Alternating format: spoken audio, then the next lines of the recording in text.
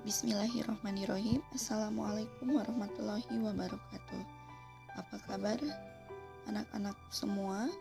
Mudah-mudahan dalam keadaan sehat walafiat dan tetap menjaga protokol kesehatan ya. Pada hari ini merupakan materi pembelajaran biologi. Nah, sebelum kita ke materi inti, terlebih dahulu kalian untuk mengisi daftar hadir yang sudah Ibu share di Google Classroom.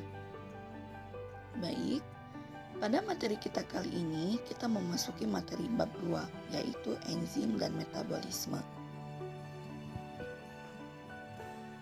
Kompetensi dasarnya menjelaskan proses metabolisme sebagai reaksi enzimatis dalam makhluk hidup. Tujuan pembelajarannya, peserta didik diharapkan dapat 1. Merinci struktur enzim, yang kedua menjelaskan sifat-sifat enzim, yang ketiga menjelaskan cara kerja enzim, yang keempat, menjelaskan faktor yang mempengaruhi kerja enzim. Yang kelima, menjelaskan cara pengelompokan enzim. Yang keenam, menjelaskan cara pemberian nama enzim. Yang ketujuh, menjelaskan tahapan respirasi aerob. Yang kedelapan, menjelaskan 2 contoh respirasi secara anaerob. Dan yang kesembilan, merinci proses reaksi terang pada fotosintesis. Dan yang kesepuluh, merinci proses reaksi gelap pada fotosintesis. Peta konsepnya yang akan dipelajari kita selama bab 2 ini apa saja? Jelas sekali bahwa yang akan kita pelajari adalah tentang metabolisme. Yang pertama adalah definisi, kemudian jenis dan enzim. Dari jenisnya itu ada katabolisme, ada anabolisme. Dari enzim yang akan kita pelajari adalah struktur, sifat, cara kerja, faktor-faktor yang mempengaruhi kerja enzim. Dari katabolisme itu ada respirasi aerob, ada respirasi anaerob. Dari anabolisme ada fotosintesis, ada kemosintesis. Baik, penjelasan yang pertama tentang metabolisme. Metabolisme itu berasal dari bahasa Yunani yang asal katanya adalah metabol atau artinya adalah berubah. Apabila kalian menyaksikan materi yang di sini, definisi dari metabolisme itu adalah keseluruhan reaksi kimia yang berlangsung di dalam organisme atau makhluk hidup. Disebut juga reaksi enzimatis karena metabolisme selalu menggunakan katalisator enzim. Apabila kalian melihat di penjelasan yang lain, yaitu di buku Erlangga untuk kelas 12, bahwa metabolisme itu adalah reaksi-reaksi kimiawi untuk mengubah zat-zat yang menghasilkan energi maupun memerlukan energi yang terjadi di dalam sel-sel tubuh.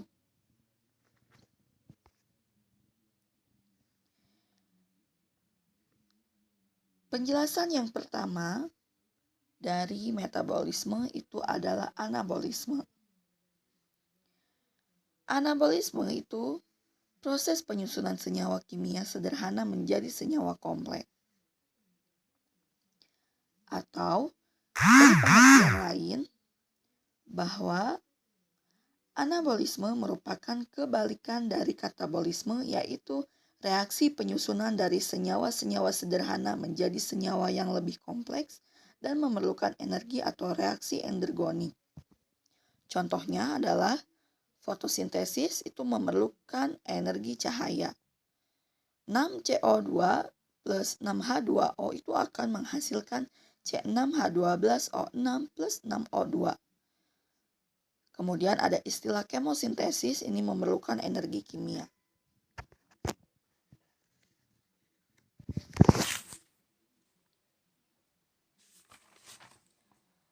Selanjutnya adalah katabolisme. Katabolisme itu merupakan proses pemecahan atau penguraian senyawa kimia kompleks menjadi senyawa sederhana. Atau dari istilah lain, katabolisme itu merupakan reaksi penguraian senyawa-senyawa kompleks menjadi senyawa-senyawa yang lebih sederhana dan menghasilkan energi atau reaksi eksergonik. Kemudian, pada katabolisme, dia akan melepaskan energi dan akan menghasilkan reaksi eksergonik. Disebut eksoterm, yaitu reaksi membebaskan energi panas. Contohnya adalah respirasi, di mana C6H12O6 plus 6O2, dia itu akan menghasilkan 6CO2 plus 6H2O plus ATP.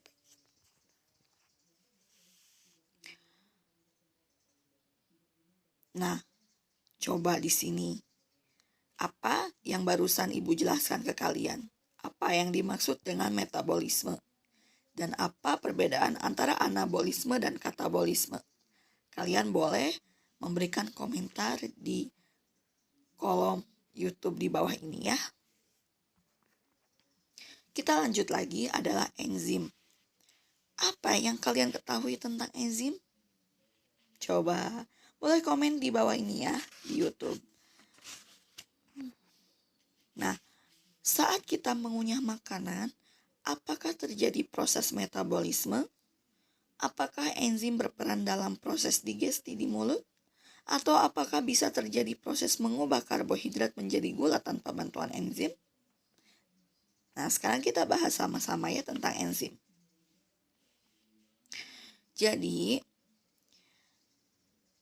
ketika kita mengunyah, misalkan kita mengunyah nasi sebanyak 32 kali misalkan, yang terjadi apa? Muncullah rasa manis setelah mengunyah nasi. Nah, muncul rasa manis atau sensasi manis itu terjadi kenapa? Apa penyebabnya? Penyebabnya adalah di mulut itu terjadi pencernaan secara kimiawi oleh enzim amilase atau ptialin yang bekerja menguraikan amilum menjadi maltosa. Sehingga yang dirasakan itu adalah rasanya manis. Paham sampai situ? Oke, kita lanjut. Definisi dari enzim. Enzim itu berasal dari bahasa Yunani, yaitu en artinya dalam dan zim artinya ragi. Jadi merupakan senyawa protein yang diproduksi oleh sel-sel makhluk hidup dan berfungsi sebagai biokatalisator atau suatu jenis protein yang berfungsi sebagai katalisator yang dapat mempercepat suatu reaksi kimia tanpa ikut bereaksi. Penjelasan yang lain tentang enzim. Jadi enzim itu meningkatkan laju reaksi metabolisme tetapi tidak ikut bereaksi. Peningkatan laju reaksi yang terjadi maksudnya terjadi paling kecil adalah 6 kali dibandingkan jika tidak dikatalis. Zat yang dipengaruhi oleh enzim itu disebut dengan substrat, sedangkan hasil reaksinya itu disebut dengan produk. Nama enzim pada umumnya itu sesuai dengan nama substratnya dan diberi akhiran ase biasanya. Contohnya lipase yaitu mengubah lipid, selulase menguraikan selulosa, dan ada istilah heksokinase mengubah heksosa. Keseluruhan proses dengan nama enzim ini dapat ditulis sebagai substrat, enzim, produk. Sukrosa plus H2O dia akan menjadi sukrase, glukosa, dan fruktosa. Oke. Lanjut lagi penjelasan tentang enzim. Struktur dari enzim ada istilah enzim holoenzim. Kemudian ada istilah apoenzim atau protein. Kemudian ada istilah gugus prostetik atau non-protein. Kemudian ada kofaktor anorganik dan koenzim organik. Kalau holoenzim, dia termasuk ke dalam enzim yang strukturnya sempurna. Contohnya itu ion-ion logam, dan koenzim ada istilah vitamin B, NAD, dan FAD. Kemudian, ini tuh termasuk ke dalam komponen penyusun enzim. Jadi enzim yang lengkap itu tersusun atas senyawa protein dan non-protein. Nah, komponen proteinnya itu disebut dengan apoenzim. Apoenzim ini bersifat labil, mudah berubah dan dipengaruhi oleh suhu dan pH. Jadi, kalau diri kalian labil, pikirannya mudah berubah, berarti kalian tidak beda jauh dengan apoenzim. Ya. Bagian non-protein itu disebut dengan gugus prostetik. Gugus prostetik ini dapat berupa ion anorganik maupun senyawa organik. Kompleks gugus prostetik dari ion anorganik disebut dengan kofaktor. Misalnya terdapat pada kalsium, klor, natrium, dan kalium. Kemudian ada istilah atom logam juga dapat dijadikan sebagai kofaktor, misalnya seng, besi, tembaga, dan magnesium. Kofaktor ini sebagai katalis yang dapat meningkatkan fungsi enzim, misalnya enzim tialin dalam air ludah atau saliva, akan bekerja lebih baik jika terdapat ion klorida atau Cl dan kalsium atau Ca. Enzim yang terikat dengan kofaktor itu disebut dengan holoenzim. Selanjutnya ada gugus prostetik dari senyawa organik kompleks yang disebut dengan koenzim. Nah, koenzim contohnya itu vitamin B1, B2, B3, B5, B6, B11, B12, dan vitamin H atau biotin. Koenzim A, NAD, FAD, FMN, dia termasuk ke dalam gugus prostetik atau koenzim. Koenzim ini berfungsi memindahkan gugus kimia atom atau elektron dari satu enzim ke enzim lainnya. Diagram hubungan komponen penyusun enzim adalah sebagai berikut. Adanya komponen enzim yaitu apoenzim protein dan gugus prostetik non-protein, di mana akan menghasilkan kofaktor ion anorganik dan koenzim senyawa organik kompleks.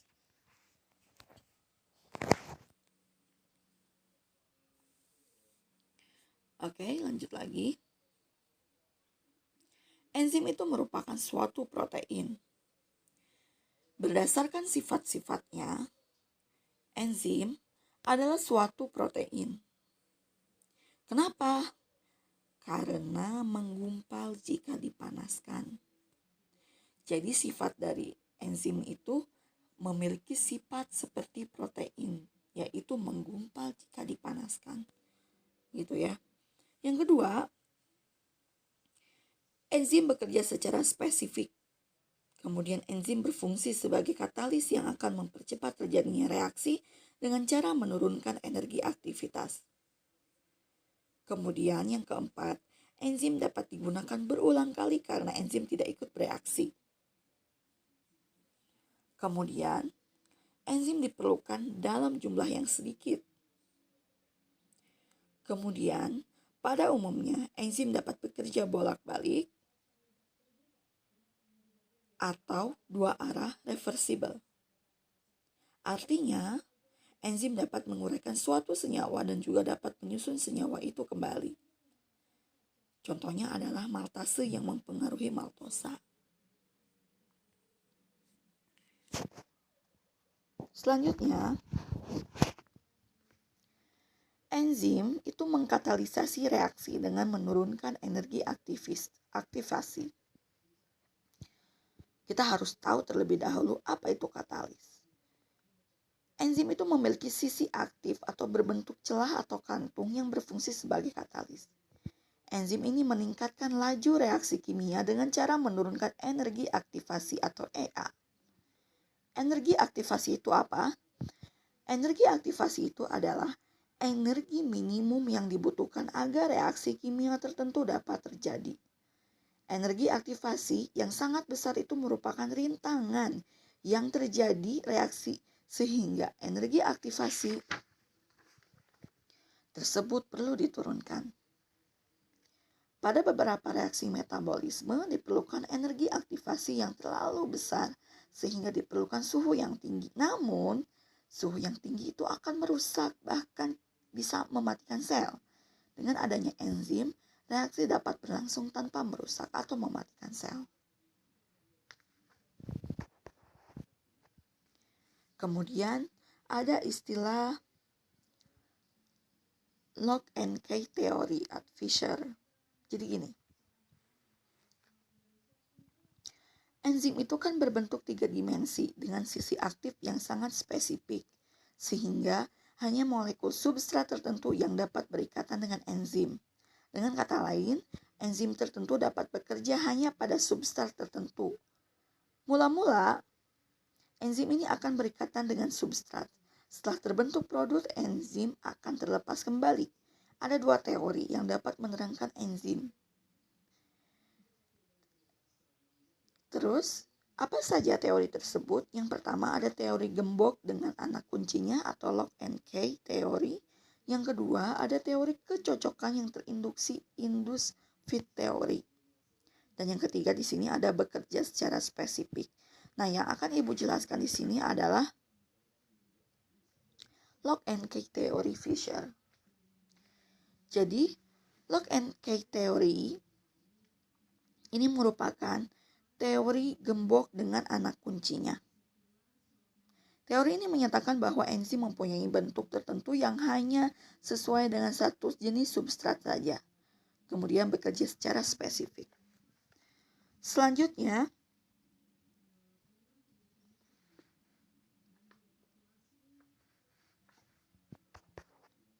ada induced fit teori atau teori kecocokan induksi.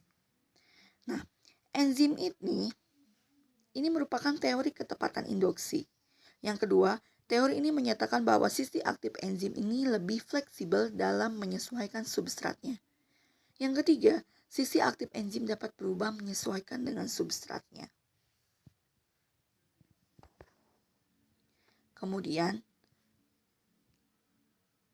sebelum ke selanjutnya, terlebih dahulu kita mengetahui penghambat kerja enzim atau inhibitor. Jadi, senyawa kimia tertentu secara selektif itu dapat menginhibisi atau menghambat kerja enzim spesifik. Berdasarkan sifat ikatannya, inhibitor dapat dibedakan menjadi dua macam, yaitu ada inhibitor irreversibel dan ada inhibitor reversibel. Inhibitor irreversibel itu jika inhibitor berikatan dengan sisi aktif enzim secara kovalen sehingga mempunyai ikatan yang kuat dan tidak dapat terlepas. Yang kedua, ada inhibitor reversibel, ini jika inhibitor berikatan dengan enzim secara lemah. Selanjutnya, inhibitor reversibel ini dapat dibedakan menjadi dua macam, yaitu inhibitor reversibel kompetitif dan inhibitor reversibel non-kompetitif. Penjelasannya yang pertama, inhibitor reversibel kompetitif ini menempati sisi aktif enzim dengan cara bersaing dengan substrat. Sedangkan inhibitor reversibel non-kompetitif ini tidak bersaing secara langsung dengan substrat untuk menempati sisi aktif dari enzim, tetapi akan menempati bagian lain dari enzim. Oke, baik. Kita lanjut lagi ke faktor yang mempengaruhi kerja enzim. Faktor yang mempengaruhi kerja enzim yang pertama adalah suhu. Semakin tinggi suhu akan mempercepat reaksi hingga batas suhu optimum. Sebaliknya, makin rendah suhu, maka reaksinya semakin lambat. Kemudian, pH atau derajat keasaman. Sebagian besar enzim ini memiliki pH optimal sekitar 6 sampai dengan 8 pH. Namun, pepsin, enzim pencernaan dalam lambung itu bekerja paling baik pada lingkungan asam yaitu pH 2. Tripsin dalam usus bekerja pada lingkungan basah dengan pH optimal 8. Jadi pH ini akan mempengaruhi sisi aktif dalam mengikat substrat. Kemudian selanjutnya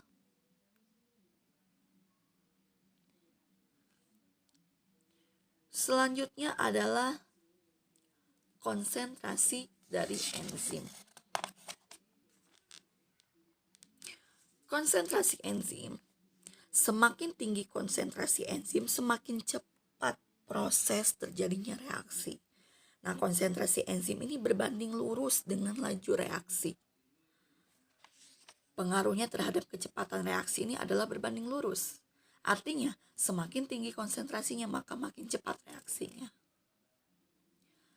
Selanjutnya adalah konsentrasi enzim dan substrat. Umumnya berbanding lurus dengan kecepatan reaksi. Dapat memiliki keadaan konstan apabila enzim sudah mengikat semua substrat. Artinya, jika sisi aktif enzim belum bekerja seluruhnya, penambahan konsentrasi substrat itu dapat mempercepat terjadinya reaksi. Namun, jika semua sisi aktif enzim sudah bekerja, penambahan konsentrasi substrat tidak akan mempercepat reaksi. Dengan kata lain, konsentrasi substrat berada pada titik jenuh atau kecepatan reaksi sudah maksimal. Selanjutnya adalah pengaruh zat penggiat atau aktivator. Nah, zat yang dapat memacu kegiatan suatu enzim contohnya adalah ion kobalt, mangan, nikel, magnesium, klorin, dan garam dari logam alkali tanah. Atau definisi dari aktivator itu sendiri adalah merupakan molekul yang mempermudah ikatan antara enzim dengan substrat. Biasanya zat ini bergabung dengan enzim pada tempat yang disebut dengan sisi alosterik sehingga disebut efektor alosterik. Penggabungan antara efektor alosterik dan enzim ini menyebabkan perubahan pada bentuk molekul enzim sehingga sisi aktif enzim cocok dengan substrat dan kerja enzim menjadi lebih efektif. Contohnya itu adalah ion klorida yang mengaktifkan amilase dalam saliva atau air ludah. Selanjutnya adalah pengaruh zat penghambat atau inhibitor. Zat yang menghambat kerja enzim terdiri dari dua jenis, ada inhibitor kompetitif dan inhibitor non-kompetitif. Contohnya seperti ini, insektisida seperti DDT, dieldrin, endrin, karbanat, dan paration ini dapat membunuh hama hewan bahkan manusia dengan menghambat kerja enzim asetilkolinesterase atau enzim sistem saraf. Contohnya inhibitor lainnya adalah aspirin yang digunakan sebagai obat. Aspirin ini menginhibisi enzim yang memproduksi pembawa pesan peradangan prostaglandin sehingga dapat menekan peradangan dan rasa sakit.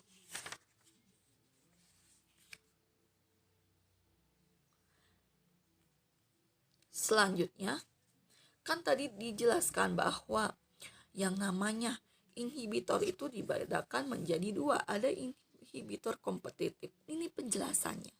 Merupakan zat yang menghambat kerja enzim dengan cara bersaing dengan substrat untuk mendapatkan sisi aktif enzim.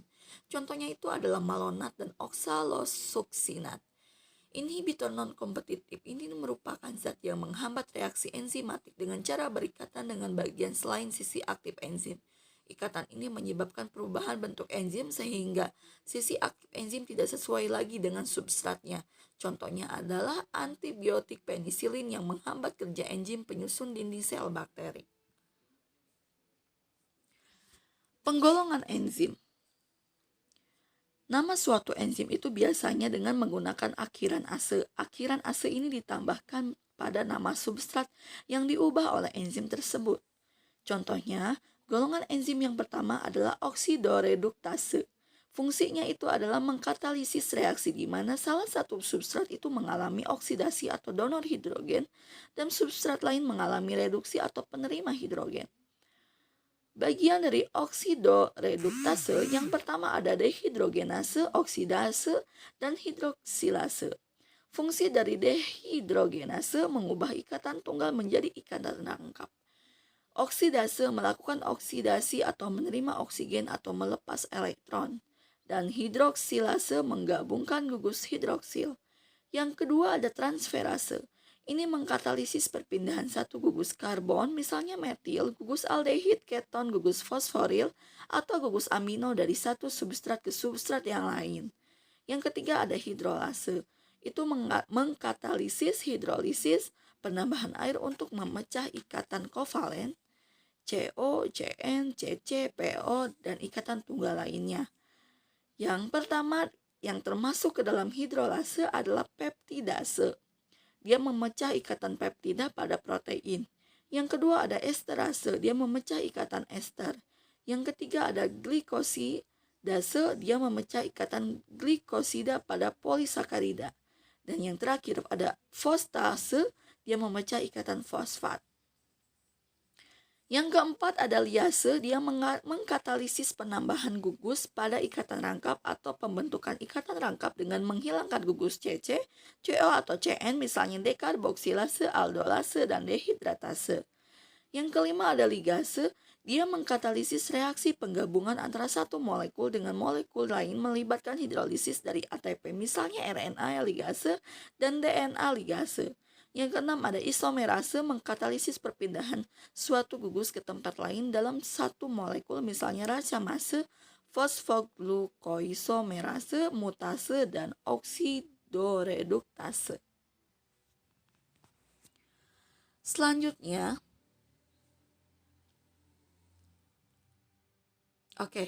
untuk penjelasannya kita sampai anabolisme terlebih dahulu. Untuk pertemuan selanjutnya, kita bahas katabolisme atau respirasi aerob. Untuk pertemuan kita cukupkan sampai sini. Jangan lupa tetap berdoa untuk kesehatan kita. Semoga Allah senantiasa melindungi kita semua. Akhirul kalam. Wassalamualaikum warahmatullahi wabarakatuh.